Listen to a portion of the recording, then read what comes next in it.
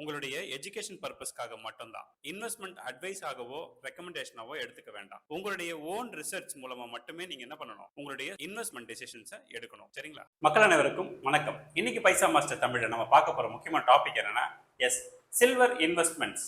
சரிங்களா? சில்வர் இன்வெஸ்ட்மெண்ட்டை பத்தி clear idea யாருமே உங்களுக்கு கொடுத்துருக்க மாட்டாங்க. உங்களில் நிறைய பேர் இன்வெஸ்ட்மெண்ட் பண்ணி இருப்பீங்க, ஒரு சிலர் பண்ணலாமா வேணாமான்னு ஒரு தயக்கத்திலையும் இருப்பீங்க.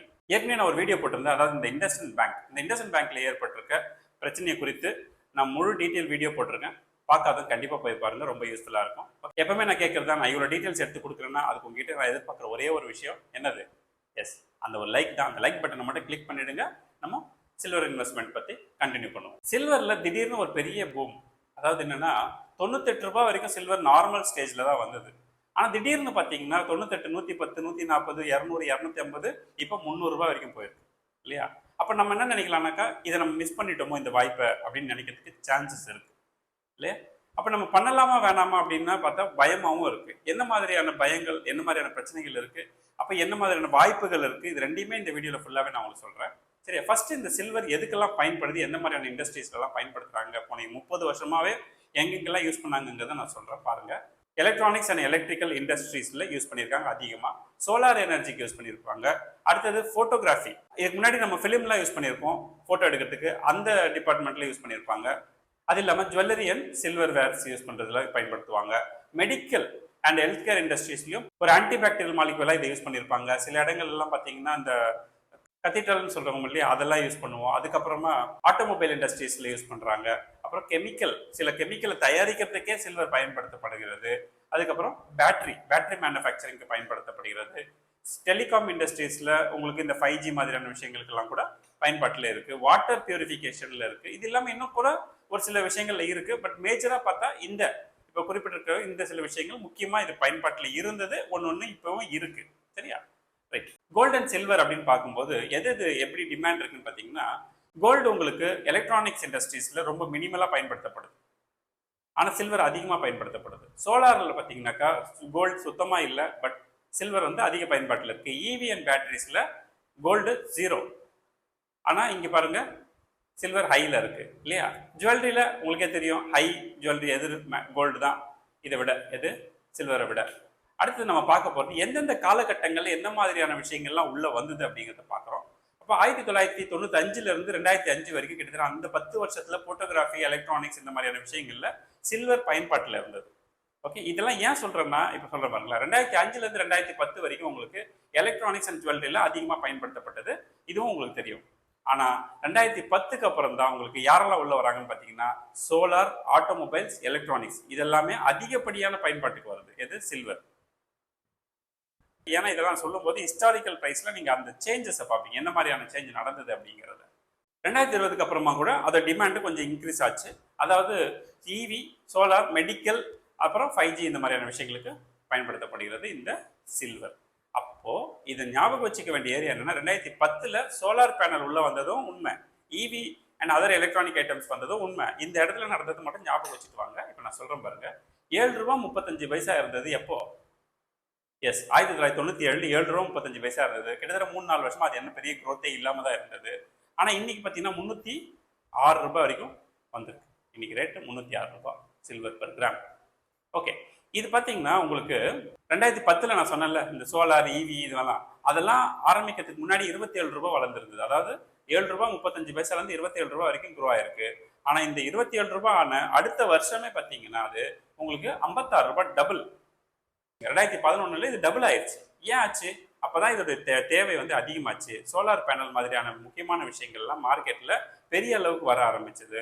அதெல்லாம் வரும்பொழுது நிறைய அட்வான்ஸ்டு சோலார் பேனல்ஸ்ன்னு சொல்லிட்டு வரும்பொழுது இந்த சில்வரை வந்து அதிகமாக பயன்படுத்தினாங்க. அது இல்லாமல் இவி பார்த்தீங்கன்னா 2011லேயே இருந்தது.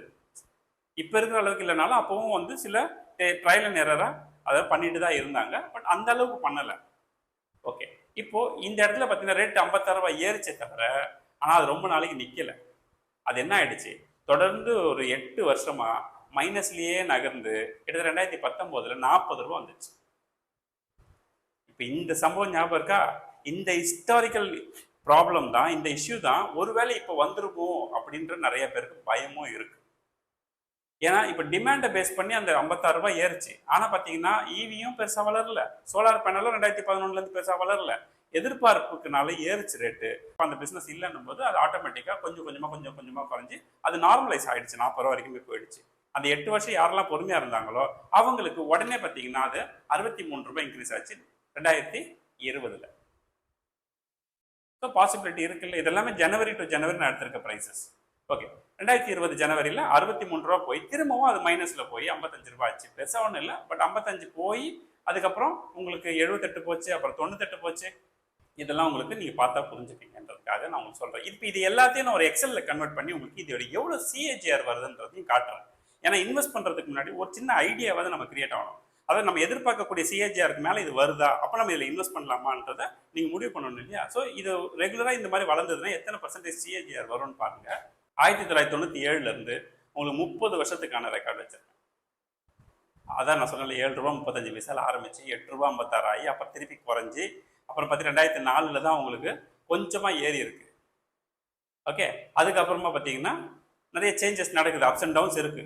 இப்போ நான் உங்களுக்கு ஒரு கம்பேரிசன் என்ன பண்ணுறேன், ஒரு 10%, அதாவது 7 ரூபா 35 பைசாங்கிறது ஒவ்வொரு வருஷமும் 10% க்ரோ ஆகுறதா இருந்தால் இது எந்த அளவுக்கு ரீச் ஆயிருக்குங்கிறது நான் உங்களுக்கு டேபிளில் போட்டு காட்டுறேன். ப்ளூ கலரில் பாருங்க, அந்த ப்ளூவில் இருக்கு இல்லையா, இதெல்லாம் தான். இப்போ இதை நீங்கள் நோட் பண்ணீங்கன்னா கிட்டத்தட்ட இதுக்கு ஈக்குவலாகவே வரும். இப்போ ஒரு குறிப்பிட்ட இடத்த நான் மார்க் பண்ணுறேன். 2010 பார்த்தீங்கன்னா 27 ரூபாய் 26 பைசா இருக்கு. அப்போ நான் போட்ட இமேஜினேஷன் கால்குலேஷன் பார்த்தீங்கன்னா 10% 25 ரூபாய் 80 காசு இருக்கு. கிட்டத்தட்ட ஈக்குவலாக இருக்குன்னு வச்சுப்போமே. இந்த இடத்துல 2011 தான் பார்த்தீங்கன்னா நான் சொன்னேன் இல்லையா, 56 ரூபாய் 90 பைசா போச்சு. ஆனால் உங்களுக்கு நம்ம நார்மலாக கால்குலேட் பண்ணதில் அவ்வளோ இல்லை. ஆனால் ஏறிச்சே தவிர அப்படியே பாருங்க, உங்களுக்கு 2016 வரைக்குமே ஒரு பெரிய குரோத்தே இல்லாமல், நான் சொல்லியிருந்தேன் 2020 வரைக்குமே பெரிய குரோத் இல்லாமல் தான் போயிட்டு இருந்தது அப்படின்னு சொல்லிட்டு இல்லையா. அதையும் பாருங்க, இப்போ நம்ம கால்குலேஷனுக்கு ஈக்குவலாக அது ஓடியாந்துருச்சு. 63 ரூபாய் இங்கேயும் இருக்கு, அங்கேயும் 65 ரூபாய் இருக்கு. ஸோ அது ரெகுலராக நம்ம வந்து டெவலப் பண்ணிட்டு வந்தது 10%ங்கிறது. ஆனால் ரேட்டுங்கிறது அப்படி கிடையாது, ஏறும் இறங்கும். அப்போ 2020 பார்த்தீங்கன்னா இரண்டுமே ஓரளவு டேலி ஆயிடுச்சு. அப்போ 2020 மட்டும் இல்லை, அது நீங்கள் 2025 வரைக்குமே கூட கால்குலேட் பண்ணி பாருங்க. நம்ம போடுற 10% போட்டால் 105 ரூபா வரணும். ஆனால் 2025 ஜனவரி மாதம் பார்த்தீங்கன்னா இது 98 ரூபாய் தான் இருந்தது. இப்போதான் உங்களுக்கு பார்த்தீங்கன்னா ரேட் இது 300 ரூபாய் வரைக்கும் போயிருக்கு. ஆனால் நம்ம அதை மேத்தமெட்டிக்கலாக போட முடியாது. இப்போ இங்கே இடத்துல நான் என்ன பண்ணுறேன், ஒருவேளை இது 10% க்ரோ ஆகாமல் ஒருவேளை அந்த காலத்துலேயும் ஈவி சோலார் எல்லாமே வந்திருந்து ரெகுலராக அது வளர்ந்துருந்தால் என்ன ஆயிருக்கும் அப்படின்றத 13% போட்டு காட்டுறேன். அந்த ரெட் கலர்ல இருக்கிற நம்பர்ஸ் பார்த்துக்கோங்க. 7 ரூபாய் 35 பைசால இருந்து அது ஸ்லோவா 13% வளர்றதா. இப்போ உங்களுக்கு பார்த்தீங்கன்னா எவ்வளோ இருக்கு, 250 ரூபா கிட்டத்தட்ட வந்திருக்கு. ரெகுலர் க்ரோத்தா இருந்திருந்தா எப்படி இருக்குன்னு ஒரு ஐடியாக்காக உங்களுக்கு காட்டுறேன். இதை நீங்க பார்த்துக்கோங்க. அப்போ இன்னைக்கு இதை 300 ரூபாய் கொடுத்து நம்ம வாங்கினா ஃபியூச்சர்ல வளருமா வளராதா, இதுதானே கேள்வி. இதெல்லாம் தேவையா அப்படின்னு நீங்க நினைக்கலாம். கரெக்ட். இப்போ 56 ரூபாய் ஆச்சு இல்ல ஒரு முறை, கிட்டத்தட்ட 8 வருஷத்துல தொடர்ந்து மைனஸ் ஆகி 40 ரூபா வந்தது இல்லை. இதை தாங்குற மனுப்பக்குவம் உங்களுக்கு இருக்கா? இருக்குன்னா தாராளமா இன்வெஸ்ட் பண்ணலாம். ஆனா இது வரும்னு நான் சொல்லலை. ஒருவேளை வந்தாலும் பரவாயில்ல, நான் தாங்குவேன் அப்படின்னா நீங்க தாராளமா இதில் இன்வெஸ்ட் பண்ணலாம். சரிங்களா? அதுதான் உங்க மனநிலைக்காக தான் இது நான் உங்களுக்கு எக்ஸ்பிளைன் பண்ண வந்தேன். சில்வருங்கிறது ஒரு மானிட்டரி டிரான்சாக்ஷன் கிடையாது. இது வந்து ஒரு இண்டஸ்ட்ரியல் டிமாண்டை பொறுத்து நடக்கக்கூடிய விஷயம். அப்போ இண்டஸ்ட்ரியில நான் ஏற்கனவே நீங்க எல்லாம் பார்த்துருப்பீங்க, ஃபோட்டோகிராஃபி ஃபிலிம் போட்டு யூஸ் பண்ணிட்டு இருந்தோம் இல்லையா? ஃபிலிம் போட்டு யூஸ் பண்ணிட்டு இருந்த காலத்துல யோசிச்சு பாருங்க, நம்மளாம் யாராவது நினைச்சு பார்த்துருப்போமா ஃபிலிம்ங்கிற ஒரு விஷயமே இல்லாம போகணும்? அப்ப அதை சார்ந்த எவ்வளவு நிறுவனங்கள் இருந்திருக்கும், அந்த ஒரு தொழிலா செஞ்சிருந்திருப்பாங்க. அது எல்லாமே என்ன ஆச்சு, உங்களுக்கு டிஜிட்டல் வந்த உடனே காணாமலே போயிடுச்சு. இன்னைக்கு கூட பாத்தீங்கன்னா வெரி ரேரா 1-2 இடத்துல இந்த ஃபிலிம் எதுக்கு சொல்றோம்னா இந்த எக்ஸ்ரே மற்றும் ஸ்கேனுக்கு பயன்படுத்துறாங்க. அது கூட இப்போ டெக்னாலஜி மூவ் ஆகிட்டு இருக்கிறதுனால பிரிண்டட் வெர்ஷன்ல வந்துட்டு இருக்கு. நீங்க தூக்கி லைட்ல வச்சு பார்க்க வேண்டிய வேலைலாம் உங்களுக்கு இல்லை, எல்லாம் மாறிக்கிட்டு இருக்கு. அப்ப இதுல எல்லாமே சில்வர் கோட்டிங் இருந்தது இல்லையா? அப்ப சில்வரை பயன்படுத்துறது ஒரு கட்டத்துல இல்லைன்னா ஒரு கட்டம் அது தேவையில்லாம கூட போகலாம். அந்த பர்டிகுலர் ப்ராடக்ட்டுக்கு ஃபிலிம்ல அது காணாம போச்சு. அதே மாதிரி ஒன்றுத்துல காணாம போச்சுன்னா இன்னொரு இண்டஸ்ட்ரியில தேவையா மாறுது. எலக்ட்ரானிக்ஸ்ல வந்துச்சு, சோலார் பேனல்ல வந்திருக்கு. நாளைக்கு இது எலக்ட்ரானிக்ஸ்ல சோலார் பேனல்லையோ சில்வர் தேவையில்லைன்னா வேற சில விஷயங்கள தேவையா ஆகலாம். எது வேணா ஆகும். இன்னைக்கு கரண்ட், அதாவது பவரை வந்து போர்ட்டபிள் பண்றதுக்கான பல விஷயங்கள் நடந்துட்டு இருக்கு. அப்படி நடக்கிற பட்சத்தில் சில்வர் வந்து பெரிய ஒரு ஃபேக்டரா இங்க செயல்படும். சில்வர் இல்லாமல் இதெல்லாம் செய்ய முடியாது. பட் சில்வரோட க்ரோத் ரேட்டு, க்ரோத் பர்சன்டேஜ்ல என்ன நடக்கும், என்ன இருக்கும்லாம் நமக்கு தெரியாது. அப்போ அதெல்லாம் ரிஸ்கான்னு கேட்டீங்கன்னா எஸ், ரிஸ்க் தான். ரிஸ்க் எடுக்கிறதுக்கு தானே வந்திருக்கீங்க ஸ்டாக் மார்க்கெட் பக்கம். ஸ்டாக் மார்க்கெட்டில் ஏதாவது விஷயம் உங்களுக்கு கேரண்டின்னு ஏதாவது இருக்கா? ஸோ ஸ்டாக்ல எப்படி நீங்கள் ரிஸ்க் எடுக்க வந்திருக்கீங்களோ சில்வர்லையும் ரிஸ்க் எடுக்கத்தான் வேணும். ஸோ இந்த மாதிரியான ரிஸ்க் எல்லாம் இந்த சில்வரில் இருக்கு. ஒரு ப்ராடக்ட் டிமாண்ட் அதிகமானால் அது ப்ரைஸ் ஏறும். அதே நாளைக்கு வந்து அதுக்கு ஆல்டர்னேட்டிவா, இப்போ ஒரு எக்ஸாம்பிள் சில்வருக்கு பதிலாக ரொம்ப ரேட் அதிகமாகுது, நம்ம வேற ஒரு ஆல்டர்னேட் கண்டுபிடிப்போம், ஒரு வேலை கண்டுபிடிச்சிட்டாங்கன்னு வச்சுக்கோங்களேன், கம்ப்ளீட்டாக இது டிமாண்டு கீழே வந்துடும். ஸோ எது வேணாலும் நடக்கும். அப்போ நம்ம இன்வெஸ்ட் பண்ணலாமா வேணாமான்னு கேட்டிங்கன்னா இன்வெஸ்ட் பண்ண வேண்டாம்னு நான் சொல்லவே மாட்டேன். ஸ்டாக் மார்க்கெட்டில் எதுக்கு வந்து நீங்கள் இன்வெஸ்ட் பண்ணுறீங்க? ஏன் ஒரு ஃபிக்ஸட் டெபாசிட்டில் போய் டெபாசிட் பண்ணலாம்ல? அங்கெல்லாம் தான் உங்களுக்கு ரிஸ்கே இல்லையே. ரிஸ்க் இருக்கிற இடத்துல தானே வந்து க்ரோத் இருக்குன்னு நீங்கள் புரிஞ்சுக்கிறீங்க. அப்போ ரிஸ்க் எடுக்கிறதுக்கு தான் இங்கே வந்திருக்கீங்கன்னா ரிஸ்க் எடுக்கத்தான் வேண்டும். ஆனால் எந்த அளவுக்கு ரிஸ்க் எடுக்கணும் அப்படிங்கிறதுல ஒரு பாயிண்ட் இருக்கு இல்லையா? சும்மா கண்ணை மூடிட்டு மொத்த பணத்தை கொண்டு வந்து சில்வரில் போடலாமா? நோ, அது மாதிரி பண்ண முடியாது. நான் 2 பாயிண்ட்ஸ் சொல்லித்தரேன். அந்த 2 பாயிண்ட்டை ஃபாலோ பண்ணி நீங்கள் என்ன பண்ணலாம்னா சில்வர்லேயும் கூட உங்கள் இன்வெஸ்ட்மெண்ட்டை சேஃபாகவே கொண்டு போகலாம். ஒன்று, உங்கள் டோட்டல் போர்ட்ஃபோலியோவில் நான் எப்பவுமே சொல்லுவேன், ஒரு சிங்கிள் ஸ்டாக்ஸில் நீங்கள் 10 லட்ச ரூபா இன்வெஸ்ட் பண்ணுறீங்கன்னா ஒரு பர்டிகுலர் ஸ்டாக்ல 5% மேலே போகாமல் பார்த்துக்குங்க. சொல்லியிருக்கேனா இல்லையா? ரைட். அதை நான் மட்டுமா சொல்கிறேன், பெரிய பெரிய எக்ஸ்பர்ட்ஸே அதை தான் சொல்கிறாங்க. 5லேருந்து 7% மேலே போகக்கூடாது அப்படின்னு. நான் 5ன்னே சொல்கிறேன். இப்போ அதே விஷயம் தான் இதை ஒரு ஸ்டாக்காக கன்சிடர் பண்ணிக்க சில்வரை. மேபி இதில் லாபமும் வரலாம், நஷ்டமும் வரலாம், இல்லைன்னு நான் சொல்லலை. ஒருவேளை லாபம் வந்தா அதை நம்ம அனுபவிக்கணும் அப்படின்னு நினச்சிங்கன்னா ஒரு 5லேருந்து 7% உங்களோட போர்ட்ஃபோலியோவில் இந்த சில்வரை நீங்கள் என்ன பண்ணலாம், மெயின்டைன் பண்ணலாம். ஏன்னா இப்போ யோசிச்சு பாருங்க, இப்போ இது நல்ல ஒரு 4 மடங்கு 5 மடங்கு க்ரோ ஆகுது. அப்போ நீங்கள் என்ன ஃபீல் பண்ணுவீங்க? இது இந்த விஷயத்தில் இந்த வாய்ப்பை நம்ம தவற விட்டுட்டோமே அப்படின்னு ஃபீல் பண்ணுவீங்க. ஒருவேளை இது மோசமான நிலைமைக்கு போய் ஒரு 60-70% கீழே போயிடுச்சுன்னா கூட உங்களுக்கு என்ன பிரச்சனை இருக்காதுன்னா பெருசாக உங்களுக்கு லாஸ் இருக்காது. ஃபார் எக்ஸாம்பிள், 100 ரூபாயில் இது பாதிக்கு பாதி இப்போ 300 ரூபா இருக்குது, நாளைக்கு 150 ரூபாவே ஆயிட்டா கூட நீங்கள் போட்டது எவ்வளோ? 5 ரூபா தானே. 2 ரூபா 50 காசு லாஸ் ஆகுமா? 3 ரூபான்னு வச்சுக்கோங்க. நீங்கள் உங்களோட டோட்டல் போர்ட்ஃபோலியோ 100 ரூபாயில் 3 ரூபா தான் லாஸ். மற்ற ஸ்டாக்ஸ் எல்லாம் அதை கவர் பண்ணிட்டு வந்துடும். இது ஒரு ஐடியா. இன்னொரு ஐடியா இருக்கு. நீங்க எவ்வளவு ரூபாய்க்கு சில்வர்ல இன்வெஸ்ட் பண்றீங்களோ இதை பேலன்ஸ் பண்ற விதமா இதுக்கு ஈக்குவலா கோல்டையே நீங்க இன்வெஸ்ட் பண்ணுங்க. ஃபார் எக்ஸாம்பிள், நீங்க 2000 ரூபாய் போட போறீங்க இந்த மாசம், எதுல? சில்வர்ல. அப்படின்னா 2000 ரூபாய் சில்வர்ல போறதுக்கு பதிலாக 1000 ரூபாய் சில்வர்ல போடுங்க, 1000 ரூபாய் கோல்டுல போடுங்க. அப்போ மாசம் மாசம் நீங்க இதுல ஒரு 1000 ரூபாய் அதுல ஒரு 1000 ரூபான்னு போட்டுட்டே வரும்பொழுது உங்களுக்கு பேலன்சிங் கிடைச்சிடும். ஏதாவது ஒன்று மிஸ் ஆனா கூட ஒன்று என்ன பண்ணும், தூக்கிட்டு மேலே வரும். அப்படிங்கிறதுனால சப்போஸ் நீங்கள் சில்வரில் ஒரு 4% இன்வெஸ்ட் பண்ண விரும்புறீங்கன்னா மீன் டைம் இதுக்காகவே தனியாக ஒரு கோல்டு பீஸ் செட் பண்ணி கூட நீங்கள் என்ன பண்ணலாம், பிளான் பண்ணலாம் இல்லையா? இதெல்லாம் நான் ஒரு ஐடியா தான் சொல்கிறேன், இதுதான் பண்ணணும்னுலாம் சொல்லலை. நீங்கள் சில்வரில் இன்வெஸ்ட் பண்ணுற உங்களுடைய ஆட்டிடியூட்லேயே முதல்ல விஷயம் புரிஞ்சுக்கிங்க. ரிஸ்க் எடுக்கிற இடத்துல தான் உங்களுக்கு அதிகமான ரிட்டர்ன்ஸ் கிடைக்கும். அப்போ இதுக்கு பின்னாடி நல்லது இருக்குது அப்படின்னு தெரிஞ்சுட்டா நீங்கள் எல்லாருமே இன்வெஸ்ட் பண்ணிடுவாங்க. அந்த பக்கம் என்ன இருக்குன்னு தெரியாததுனால தான் அது உங்களுக்கு வாய்ப்பாக அமையுது. கரெக்டாக அதை மட்டும் புரிஞ்சுக்குங்க. ஸோ உங்களோட போர்ட்ஃபோலியோவில் 5% மேலே போகாமல் பார்த்துக்குங்க. அதோடு மட்டும் இல்லாமல் இதில் ஒரு 6 பாயிண்ட் பாசிட்டிவும் புரிஞ்சுங்க, ஒரு 6 பாயிண்ட் நெகட்டிவும் சொல்கிறேன். தெரிஞ்சுக்கிட்டு நீங்கள் இதில் இன்வெஸ்ட் பண்ணலாமா வேணாமாங்கிற முடிவை எடுக்கணும். கரெக்டா? ரைட். இதில் பாசிட்டிவ்னு எடுத்துக்கிட்டிங்கன்னா இது இன்ஃப்ளேஷன், அதாவது இந்த சில்வருங்கிறது இன்ஃப்ளேஷனை கண்டிப்பாக பீட் பண்ணும். ரொம்ப ஓவராலாக மோசமாக போயிடாது, கண்டிப்பாக இன்ஃப்ளேஷனை பீட் பண்ணும். காலத்துக்கும் இதான் நடந்திருக்கு, இனிமேலும் அப்படி தான் நடக்கும். இதில் இண்டஸ்ட்ரியல் ரிலேட்டட் டிமாண்டு இப்போ கரண்ட்டாக என்னென்ன ப்ராடக்ட்ஸ் இருக்கோ அதில் இருக்குது, ட்ரெண்டிங்கான ப்ராடக்ட்ஸில் இருக்குது. அதுக்கு அடுத்தது லோவர் என்ட்ரி காஸ்ட். ஒரு 300-400 ரூபாய்க்குள்ளவே இதுக்குள்ள நீங்கள் என்ன பண்ண முடியும், என்டர் பண்ண முடியுங்கிறதுனால லோவர் என்ட்ரி காஸ்ட் இருக்குது. டைவர்சிஃபிகேஷன் எதை சொல்கிறாங்கன்னா, ஒரு பாண்டு மாதிரி இன்வெஸ்ட்மெண்ட்டில் போகிறத விட இது ஃபார் பெட்டர். ஐம் ஷோர் ஒரு பாண்டில் போய் மாட்டிக்கிறத விட இது ஃபார் பெட்டர் தான், ப்ரொவைடட் மோர் தென் 10 இயராக இருந்தால். 10 இயருக்கு கீழே இருக்கிறதா இருந்தால் இது ரொம்ப ரிஸ்க். ஓகே. ஹை வாலட்டிலிட்டி, எப்பவுமே அப்ஸ் அண்ட் டவுன்ஸ் இருக்க தான் செய்யும். கோல்டை விட இது அதிகமான அப்ஸ் அண்ட் டவுன்ஸை காலத்துக்கு கொண்டு வந்திருக்கு, அதையும் நம்ம பார்த்துருக்கோம் இல்லையா? So limited supply.